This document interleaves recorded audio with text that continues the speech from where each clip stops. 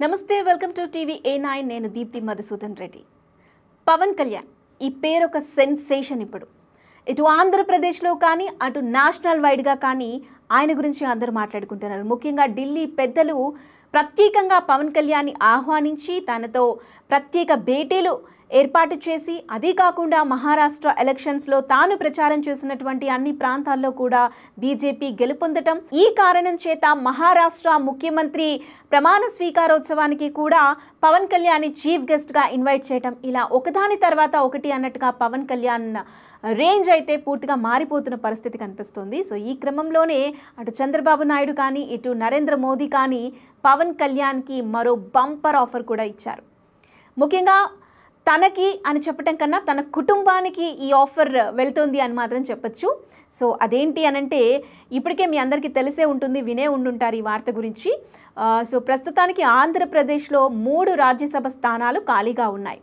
అటు మోపిదేవి వెంకటరమణ కానీ, బీదా మస్తాన్ రావు యాదవ్ కానీ, ఆర్ కృష్ణయ్య, ఈ ముగ్గురు కూడా వైసీపీకి రాజీనామా చేయడంతో పాటు రాజ్యసభ స్థానాలకు కూడా రాజీనామా చేయడంతో ఆ 3 పదవులు అనేవి ఖాళీగా ఉన్నాయన్నమాట. సో వాటిని భర్తీ చేసే దిశగా ఇప్పటికే నోటిఫికేషన్ కూడా జారీ చేయడం జరిగింది.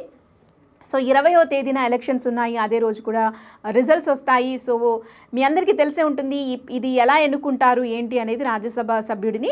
సో అసెంబ్లీకి ఎవరైతే ఎన్నికయ్యారో ఆ ఎమ్మెల్యేలు అంతా కలిసి ఓట్లు వేస్తారన్నమాట. సో ఎవరికైతే ఎక్కువ ఓట్లు వస్తాయో వాళ్ళే రాజ్యసభ సభ్యులు అవుతూ ఉంటారు. సో అయితే ప్రస్తుతం మన ఆంధ్రప్రదేశ్లో గమనించినట్లయితే పూర్తిగా కూటమికి సంబంధించినటువంటి ఎమ్మెల్యేలే అత్యధికంగా ఉండటం కారణంగా ఎవరినైతే వాళ్ళు నియమిస్తారో వాళ్ళే చాలా ఈజీగా రాజ్యసభ సభ్యులు అయిపోతారు. ఇది క్లియర్. సో మరి ఇప్పుడు ఎవరవుతారు, ఎవరికి ఆ అవకాశాలు ఉన్నాయి అనంటే, ముఖ్యంగా పవన్ కళ్యాణ్ సోదరుడు నాగబాబు పేరు ప్రథమంగా వినిపిస్తుంది. ఈ ముగ్గురిలో ఒకరు మాత్రం కన్ఫామ్, వాళ్ళే నాగబాబు అనమాట. సో నిజానికి నాగబాబు అనకాపల్లి పార్లమెంటు స్థానం నుంచి గతంలో జరిగిన పార్లమెంట్ ఎలక్షన్స్లో పోటీ చేయాలి అనుకున్నారు.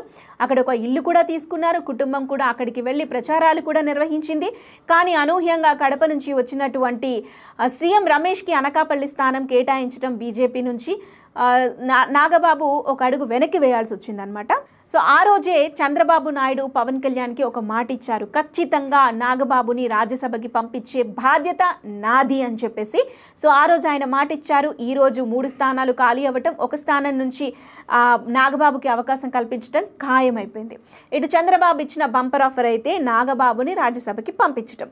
ఇక మోదీ ఇచ్చిన మరో బంపర్ ఆఫర్ ఏంటి అంటే, ఇటు పవన్ కళ్యాణ్ని సౌత్ ఇండియా కింగ్ మేకర్గా మార్చడంతో పాటు నాగబాబుకి కేంద్ర మంత్రి పదవి కట్టబెట్టుతున్నారట.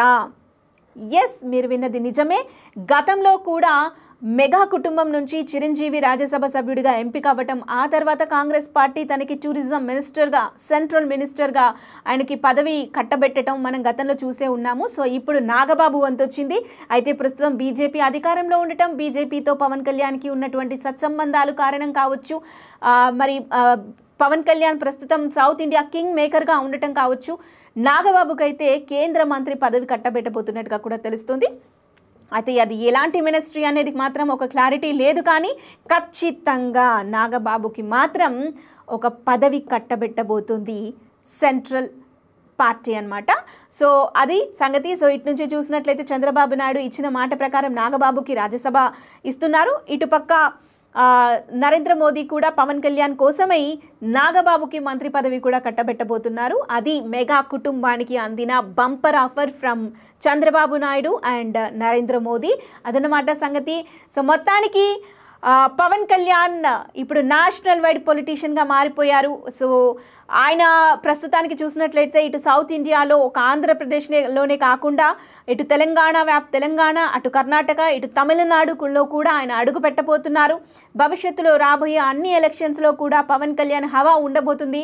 అండ్ ఇక్కడ కూడా తెలంగాణలో కూడా రాబోయే జిహెచ్ఎంసీ ఎలక్షన్స్లో పవన్ కళ్యాణ్ ఎంటర్ అవ్వబోతున్నారు. ఇక్కడ కూడా కూటమి క్రియేట్ అవ్వబోతుంది. యాజ్ యూజువల్ టీడీపీ కూడా తెలంగాణలో ఉంచుకుంటుంది. ఇప్పటికే చంద్రబాబు నాయుడు నెలలో 2 రోజులు పూర్తిగా తెలంగాణకే కేటాయిస్తున్న పరిస్థితి మనకు తెలుసు. సో అటు టీడీపీ, ఇటు జనసేన అండ్ బీజేపీ కలిసి పొత్తుగా జిహెచ్ఎంసీ ఎలక్షన్స్లో వెళ్ళబోతుందన్నమాట. సో అది మొత్తానికి మెగా కుటుంబానికి అందిన బంపర్ ఆఫర్. సో మీరేమనుకుంటున్నారు, నాగబాబుకి ఏ మినిస్ట్రీ అయితే బాగుంటుంది అని మీరు అనుకుంటున్నారో మీ ఒపీనియన్ని కామెంట్ రూపంలో మాకు తెలియజేసే ప్రయత్నం చేయండి. Thank you for watching this video.